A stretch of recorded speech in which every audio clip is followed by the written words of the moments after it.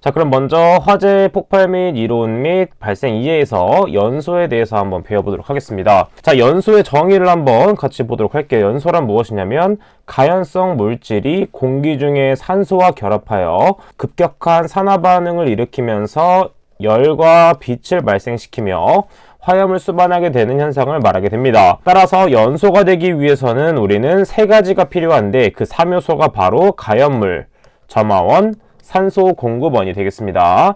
자, 그럼 우리가 캠핑을 갔다고 가정을 해보고 한번 어떤 식으로 진행되는지 보도록 하겠습니다. 자, 캠핑을 가게 되면 우리가 불멍을 하기 위해서 이런 식으로 장작을 쌓아두게 됩니다. 자, 그러면 장작은 불에 타는 물질이기 때문에 가연성 물질이라고 볼 수가 있습니다. 자, 이때 가연물이 존재하게 되고 그 다음에 점화원을 붙여서 불을 붙이게 되죠. 하지만 우리가 추가하지 않아도 대기 중에는 공기가 존재하는 조건이 존재하기 때문에 이때 산소가 당연히 추가되었다라고 생각해 볼 수가 있습니다. 자, 그럼 우리는 연소를 생각했을 때 반대로 불을 끄는 것을 어떻게 생각할 수가 있냐면 연소의 3요소 중에서 한 가지를 제거해보자 라고 생각해 볼 수가 있게 되는 것이죠. 왜냐하면 이 3요소 중에 한 가지만 빠진다면 연소가 되지 않기 때문입니다. 자, 그럼 첫 번째는 가연물을 한번 제거해 보도록 할게요. 자, 가연물을 제거하게 되면 당연히 불이 붙을 곳이 없기 때문에 이 소화 장치를 제거 소화의 방법이다 라고 볼 수가 있게 되는 것이고, 자, 그럼 두 번째로는 공기 중에 존재하는 산소 공급원, 산소를 차단하는 방법이 있습니다. 자, 산소는 왜 중요하냐면 이렇게 불이 붙기도 하지만 우리 호흡에서도 정말 중요한 게 산소가 되겠죠. 자, 그래서 우리는 숨을 못 쉬게 되면 질식하게 된다라고 표현을 하게 됩니다. 마찬가지로 산소를 차단하는 소화 방법은 바로 질식 소화가 되는 것이에요. 자, 대략적으로 산소가 15%보다 낮아질 경우에 차단이 된다라고 생각해 볼 수 있겠고, 세 번째 방법으로는 온도 자체를 낮춰주는 방법이 있겠습니다. 자, 이것은 냉각 소화라고 볼 수가 있게 되는 것이죠. 자, 그래서 이렇게 세 가지는 반드시 어떤 식으로 작용이 되는지 알고 있으면 되고, 그것을 제거함에 따라서 어떤 소화 방법에 해당되는지도 같이 체크해 볼 수가 있게 되는 것입니다. 자, 그럼 아래쪽에 가연물의 구비 조건 한번 가볍게 한번 체크해 보도록 할게요. 자, 가연물은 당연히 산화되기 쉬워야 되겠고, 그 다음에 산소와의 접촉면이 클수록 우리는 가연물이 좋다라고 볼 수가 있습니다. 또한 발열량이 클수록 좋고, 그 다음에 활성화 에너지가 작을수록 좋은 녀석이 된다라고 볼 수가 있겠고, 자, 이때 활성화 에너지란 무엇이냐면 반응이 진행되기 위해서 필요한 최소한의 에너지다라고 볼 수가 있겠습니다. 자, 그 다음에 산소 공급원은 공기 중에 산소라고 볼 수 있으며 대략적으로 21%가 존재하게 됩니다. 다른 물질을 제외했을 경우에 산소가 21%라면 질소는 79%가 있다, 대략적으로 볼 수가 있어요. 일반적으로 공기 중에는 이 두 가지만 있는 것이 아니지만 공학적으로 접근했을 때는 이 두 가지의 비율을 놓고 풀어내게 됩니다. 자, 그래서 산소 공급원은 약 21%가 된다 체크해주면 되겠고, 아래쪽에 있는 점화원을 보게 되면 연소 반응을 일으킬 수 있는 최소 에너지, 즉 활성화 에너지를 볼 수가 있습니다. 자, 그것을 파악하기 위해서는 이 정전 에너지, 전기불꽃 에너지 공식을 알고 있어 줘야겠죠.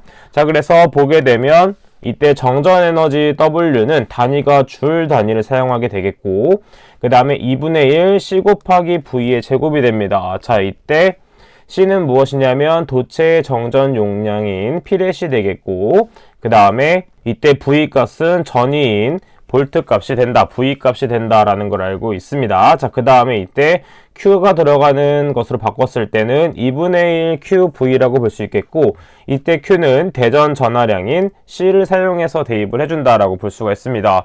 자, 이때 대입되는 단위와 도출되는 단위가 정말 중요하기 때문에 반드시 알고 있어야 되겠습니다.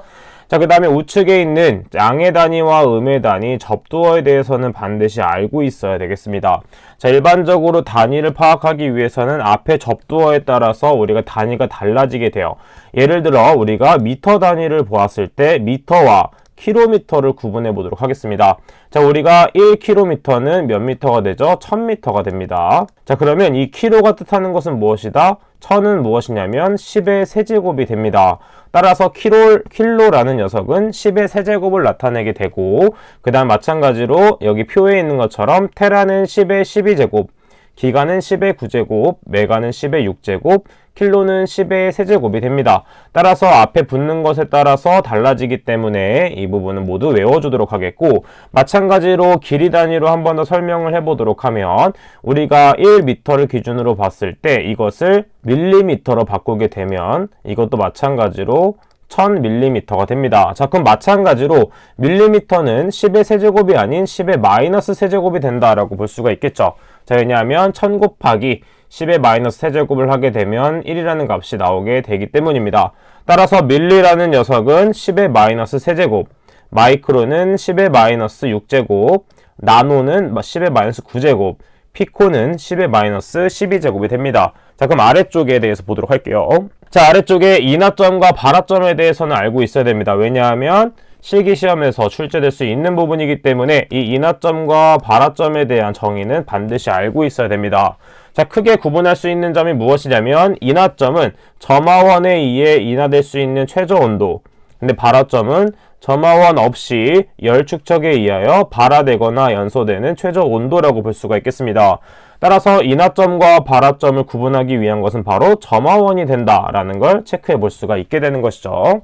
자, 그래서 반드시 외워줘야 되겠고, 다음 보도록 하겠습니다. 자, 다음은 자연발화에 대해서 한번 알아보도록 할게요. 자, 자연발화는 말 그대로 자연적으로 발화가 발생된다라고 볼 수가 있습니다. 자, 우리가 인위적으로 어떠한 점화원을 붙여서 발생되는 것이 아닌 자연적으로 발생된다라고 볼 수가 있습니다. 그래서 일반적인 요인으로는 당연하게 열이 축적되거나 그 다음에 발열량, 그 다음에 수분 같은 것에 대한 요인에 의해서 자연발해가 발생하게 되는데, 이때 총 5가지에 의한 것이 발생되게 됩니다. 산화열, 분해열, 흡착열, 미생물, 그 다음에 중압열에 의한 발열이 발생되게 되는 것이에요.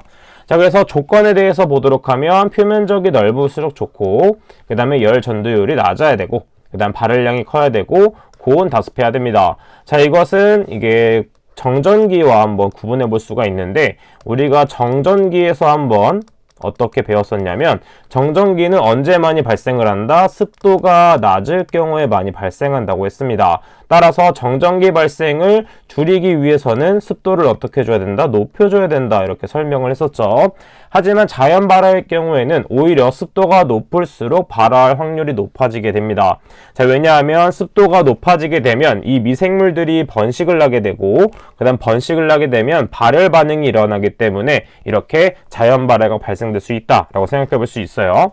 자, 그래서 이 정전기와 비교해서 같이 공부를 해주시면 되겠습니다. 자, 그럼 마찬가지로 자연 발화를 방지하기 위해서는 당연히 주위 온도를 낮춰주고, 열 축적도 낮춰주고, 습도를 좀 낮춰주면 되겠죠.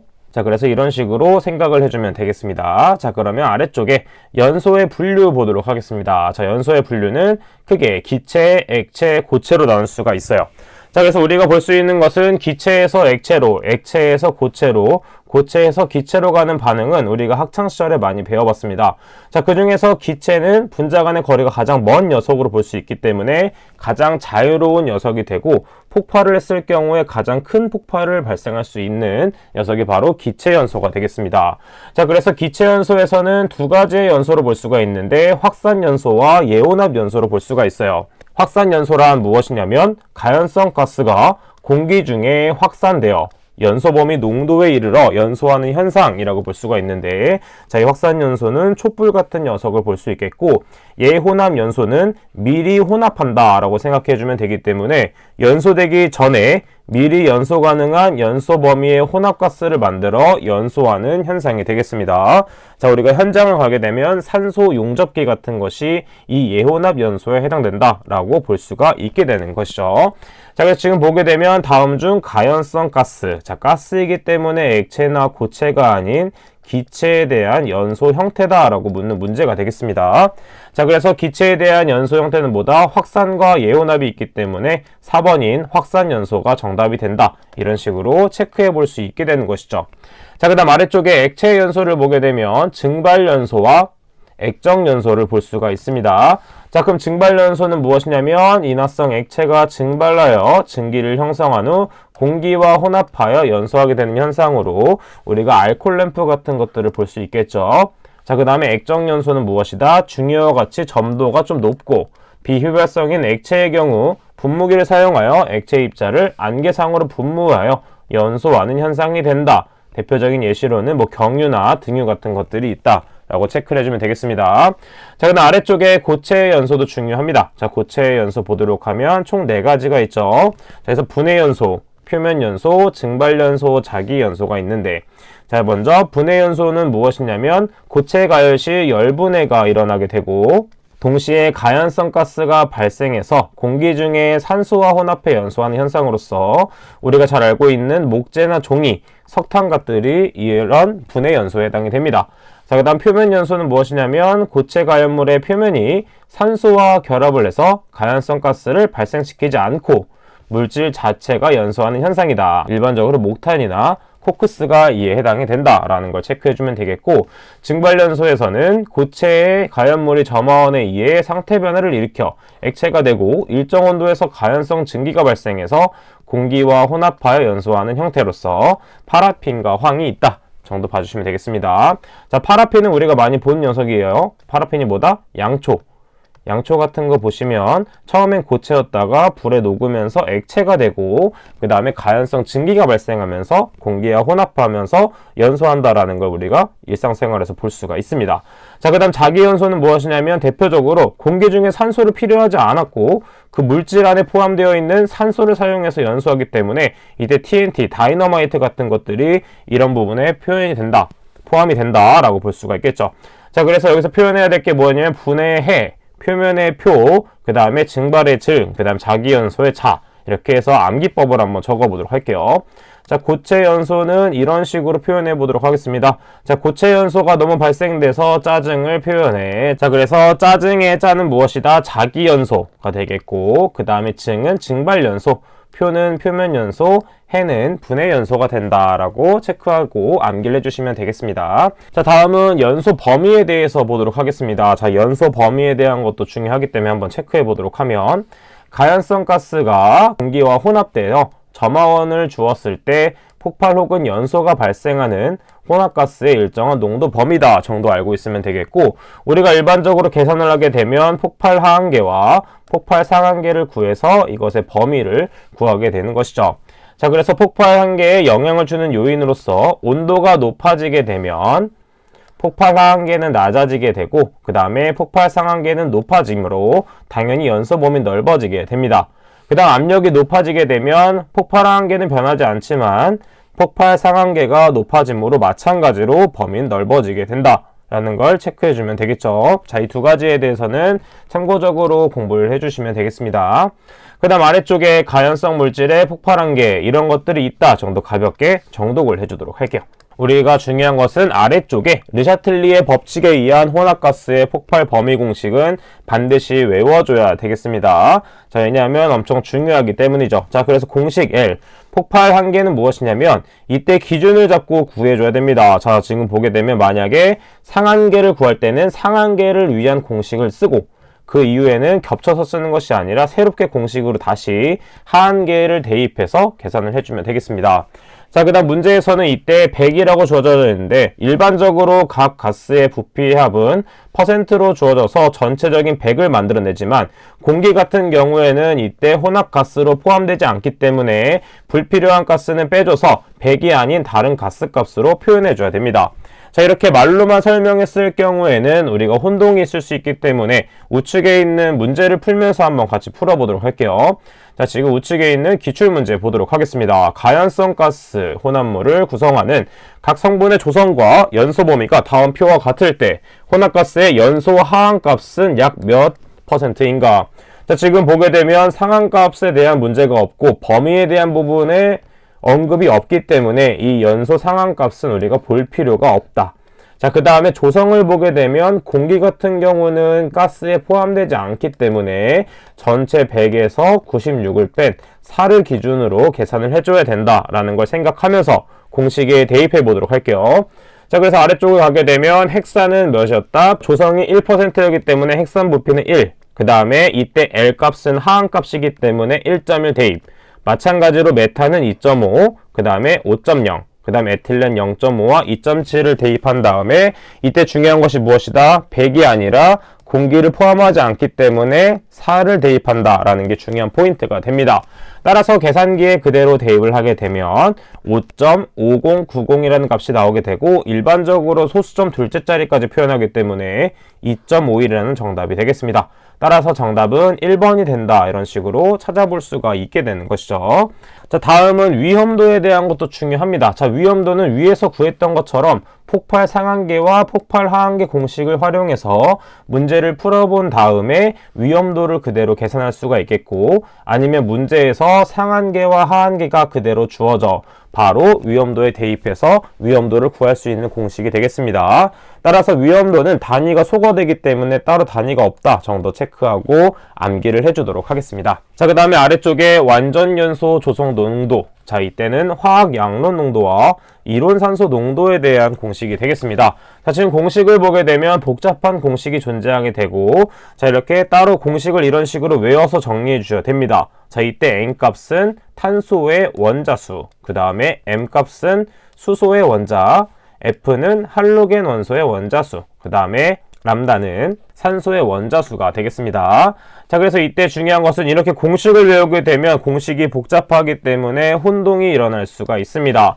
따라서 우리는 두 번째 공식을 한번 적어서 외워보도록 할게요. 자, 이것은 반응식을 세우는 연습을 할 수 있다면 보다 더 쉽게 대입할 수가 있습니다. 자, 그래서 분자에는 뭐가 들어간다? 연료의 몰수. 자, 그 다음에 연료의 몰수 더하기 산소 몰수 나누기 0.2를 한 다음에 전체에다 100을 곱해주면 퍼센트 값이 나오게 되겠죠. 자, 이때 반응식을 세우는 연습을 반드시 해줘야 되겠습니다. 자, 그럼 예시를 통해서 한번 보도록 할게요. 자, 메탄이라는 물질이 있습니다. CH4가 되고, 이것을 연소 반응을 하기 때문에 반드시 산소와 반응을 하게 되고, 이때 탄소 값은 무조건 이산화탄소인 CO2, 그 다음에 이때 수소는 H2O, 물이 나오게 되죠. 자, 그럼 좌측과 우측의 개수를 맞춰주기만 하면 됩니다. 지금 보게 되면 좌측에 있는 부분이 무엇이냐면 탄소 1개와 수소 4개가 있죠. 자, 그럼 마찬가지로 탄소도 우측에 1개 있어야 되기 때문에 앞에 개수가 1이 된다라는 걸 볼 수 있겠고, 일반적으로 이렇게 몰비를 세울 때 1의 값은 생략하게 됩니다. 자, 그래서 앞에도 1이 없는 것이에요.